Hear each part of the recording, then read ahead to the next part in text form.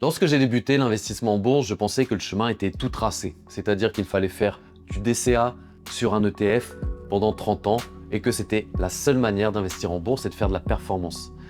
Et je m'étais pas rendu compte que je me trompais et que je me trompais même lourdement. Et je vais te dire exactement pourquoi et les 3 conseils que j'aurais souhaité recevoir lorsque j'ai débuté en bourse il y a une quinzaine d'années et qui m'auraient fait gagner énormément de temps. Tout d'abord, faire du DCA sur un ETF, c'est pas le meilleur des conseils, mais néanmoins, il a le mérite d'exister parce que tu investis quand même en bourse et donc tu fais fructifier ton argent sur les marchés financiers. Maintenant, ça a été démocratisé, cette technique, cette méthode d'investissement, par Benjamin Graham, qui est le mentor de Warren Buffett, dans son livre L'investisseur intelligent.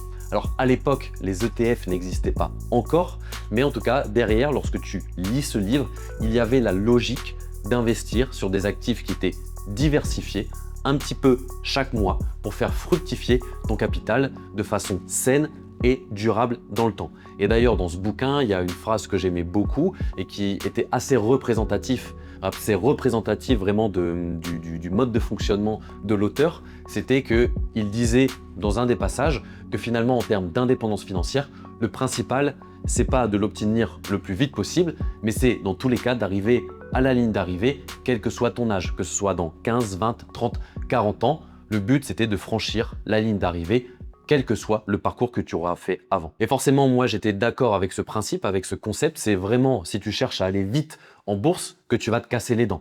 Il faut réussir à rentrer dans ta tête le fait que tu vas faire grossir ton patrimoine petit à petit, semaine après semaine, mois après mois, année après année. Mais le souci là-dedans, c'est qu'au début, je pensais vraiment que c'était la seule façon de gagner de l'argent en bourse. Je savais même pas qu'il y avait un autre monde qui existait, du coup le monde des analystes techniques, le monde des traders, puisque L'investisseur intelligent de Benjamin Graham, c'est clairement un bouquin qui est orienté analyse fondamentale. Et donc, comme c'était le mentor de Warren Buffett, c'était l'analyse des bilans, des résultats financiers des entreprises. Et vraiment, le but ultime d'un analyste fondamental, comme l'explique Benjamin Graham dans son livre, c'est de trouver des boîtes qui vont être sous-valorisées en bourse.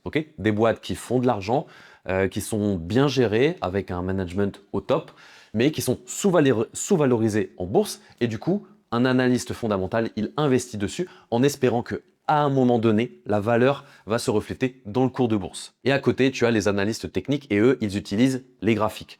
Et pour le coup, quand tu regardes un petit peu, quand tu creuses, quand tu étudies, tu vois que ce sont vraiment les analystes techniques, donc les traders, qui font des performances complètement folles. Et à l'époque, je m'y intéressais pas forcément, et c'est vraiment ça le premier conseil que j'aurais souhaité avoir en bourse, c'est de s'intéresser à peu près tous les panels de l'investissement et de regarder ce qui peut se faire ailleurs, donc que ce soit au niveau de l'analyse fondamentale ou au niveau de l'analyse technique. Et du coup, j'aurais appris qu'il y avait des mecs comme Ed Seykota qui ont transformé un capital de 5000 dollars en 15 millions de dollars en moins de 16 ans. Des mecs comme Richard Dennis qui a transformé une somme de 400 dollars en plus de 200 millions en une vingtaine d'années. Et ces mecs-là, ce ne sont pas des cas isolés, donc tu te dis que forcément, s'il y a des gens qui ont été capables de répéter ce genre de performance année après année, c'est qu'il y a des secrets derrière, il y a des tips, il y a forcément des mécanismes qui fonctionnent. Parce qu'un type comme Ed Seykota, qui a fait 5000 dollars en 15 millions en 16 ans, il a répété une performance à peu près tous les ans d'au moins 40-50% et il est même allé quelquefois chercher plus.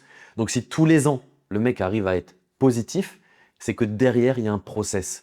Et du coup, ça en vient au second conseil, on en vient au second conseil que j'aurais aimé avoir lorsque j'ai débuté, c'est d'écouter les anciens. Parce qu'à l'époque des réseaux sociaux, les TikTok, les Instagram, les YouTube, tu as énormément de mecs qui se lancent et qui vont t'apporter des conseils complètement foireux.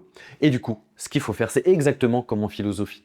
En philosophie, tu peux écouter des gars comme Michel Onfray, comme André Comte-Sponville. Et d'ailleurs, c'est ce que je faisais. J'ai commencé à m'intéresser à la philosophie grâce à des gars comme ça. Et donc, c'est très bien. Mais ce qui est vraiment intéressant, et quand tu passes le niveau supérieur, c'est quand tu vas écouter des Schopenhauer, des Sénèque, des Épictète, des Marc Aurèle. Et c'est là vraiment quand tu repars à la source. Et quand tu n'as pas tous les mecs modernes, actuels, qui ont forcément repris tous ces principes et les ont agrémentés à leur sauce, vraiment, repartir à la source, c'est ce qu'il y a de plus important et de plus formateur pour toi, pour ton esprit et pour le process, les mécanismes que tu veux développer derrière. Et en bourse, c'est exactement la même chose. Si tu remontes un petit peu aux sources, tu vas réussir à trouver des anciens, des traders émérites d'il y a plusieurs dizaines, plusieurs centaines d'années qui ont fait des résultats absolument incroyables. Jesse Livermore, c'est un petit peu le GOAT du trading. C'est le meilleur. Le mec, il a généré des centaines de millions de dollars lors du crash de 1929. Et lui, il y a un bouquin qui lui est attribué, c'est Mémoires d'un spéculateur de Edwin Lefebvre. Et ce bouquin, il regorge littéralement de pépites à chaque page. Et en plus, ce bouquin, il est vraiment très facile à lire. Après, tu étudies, quand tu commences par Jesse Livermore, tu vas te rendre compte qu'il y a encore d'autres traders qui ont fait des performances folles. Et du coup, c'est vraiment en creusant ces personnalités que j'ai pu améliorer mon trading, avoir des règles que je respecte aujourd'hui toujours. Et en fait, ce qui est vraiment impressionnant quand tu étudies ces anciens, les meilleurs des traders, la crème de la crème, l'élite de l'élite, c'est que tu as toujours exactement les mêmes principes qui reviennent. Cherche pas, c'est toujours les mêmes principes qui reviennent. Couper vite ses pertes, laisser courir ses profits, des principes sur la gestion du risque, ce sont toujours exactement les mêmes principes qui reviennent. Parce que derrière, tu as les outils qui changent, les applis qui changent, les indicateurs techniques qui vont évoluer également, mais les lois profondes du trading, de l'investissement en bourse, ça reste exactement les mêmes, parce que ce sont des cycles. Et que derrière le trading, derrière tous les graphiques que tu vois à l'écran, en fait, c'est juste un jeu de psychologie humaine. Et c'est pour ça que étudier les pionniers du trading, ça m'aurait permis d'économiser plusieurs années, des années de perte de capital, de mauvais trades, des années où tu perds de l'argent dans la douleur pendant plusieurs mois et où tu ne comprends pas forcément ce que tu as fait de mal. Donc, retour aux sources, lire les anciens, ceux qui ont fait de l'argent, mais vraiment beaucoup d'argent. Tu peux trouver sur Internet assez facilement des écrits qui concernent Ed Seykota, Richard Dennis, Jesse Livermore, Paul Tudor Jones. Je te conseille également le bouquin Les magiciens des marchés, qui est vraiment, là c'est vraiment parfait comme bouquin parce que ce sont des interviews de ces traders qui ont fait les plus grosses performances sur ces dernières années et du coup tu vas apprendre énormément de choses. Donc, second conseil, concentre-toi sur le fait d'étudier les anciens. C'est comme en philosophie, c'est exactement la même chose. Étudie les anciens, fais un retour aux sources et tu verras que tu gagneras énormément d'argent dans ton trading. Et le troisième conseil que j'aurais souhaité recevoir lorsque j'ai débuté en bourse, c'était que tu n'as pas besoin de rester des heures devant tes écrans pour gagner gros en bourse. Et ici, on se réfère rapidement au second conseil qui est d'écouter les anciens pour celui-là. Parce que Jesse Livermore, dans le bouquin Mémoires d'un spéculateur, explique que les plus grosses fortunes se construisent dans les gros mouvements et pas dans le fait d'aller chercher des petits coups par-ci, par-là sur les marchés financiers. Et tu vois, auparavant, je pensais que pour être un bon trader, il fallait vraiment passer énormément de temps devant les écrans. Il fallait connaître les outils techniques sur le bout des doigts, les nuages d'Ishimoku, les bandes de Bollinger. Au final, tu vois, rien de tout ça, tu as besoin de rien de tout ça. Juste quelques outils techniques, les principaux, les moyennes mobiles, les bougies japonaises, les volumes, et tu peux très bien t'en sortir et générer énormément de performances. Je pensais qu'il fallait avoir de solides connaissances en macroéconomie, dans les données fondamentales, savoir lire les bilans, les résultats financiers des entreprises, mais finalement, pas besoin de tout ça non plus. Et d'ailleurs, c'est Ed Seykota, donc un des anciens, un de ceux dont je m'inspire le plus, qui expliquait que lui, les données fondamentales, il les appelait les fundamentals. Tout simplement parce que lui, il s'aidait que des graphiques. Il regardait juste ces outils techniques, ces graphiques, et il déterminait si la tendance était bonne. Et rien qu'avec ça, il arrivait à générer des performances de 70, 80, 90% par un, rien qu'avec les graphiques. Quelques outils techniques, rien de plus. Et clairement, tu n'as pas besoin de passer des heures devant tes écrans pour générer beaucoup de performances en bourse. Ce qui va vraiment compter, c'est ta psychologie et un bon process.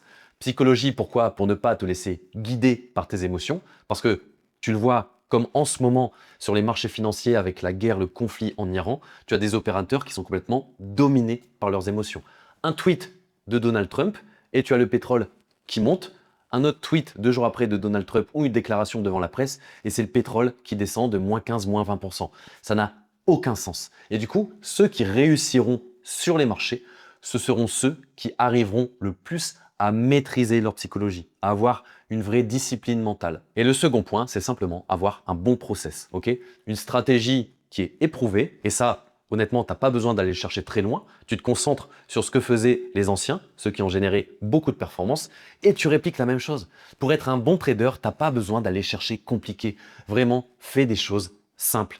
Fais des choses simples et c'est comme ça que tu gagneras beaucoup d'argent. Donc une bonne stratégie, un bon process et respecter ton plan. Et voilà, c'est ma façon de trader un petit peu old school. J'ai pas besoin d'order block, de nuages d'Ishimoku, de smart money concept pour générer de la performance en bourse. L'année dernière, j'ai fait 70% de performance en bourse et sur les 5-6 dernières années, je suis au minimum à 40%. Tout ça en respectant les règles des anciens avec mon trading old school. Et d'ailleurs, si tu le souhaites et si tu veux t'inspirer de ma méthode, je te mets à disposition 15 jours d'accès gratuit sur mon portail. C'est là où tu pourras avoir accès directement à mes positions, à mon portefeuille en temps réel.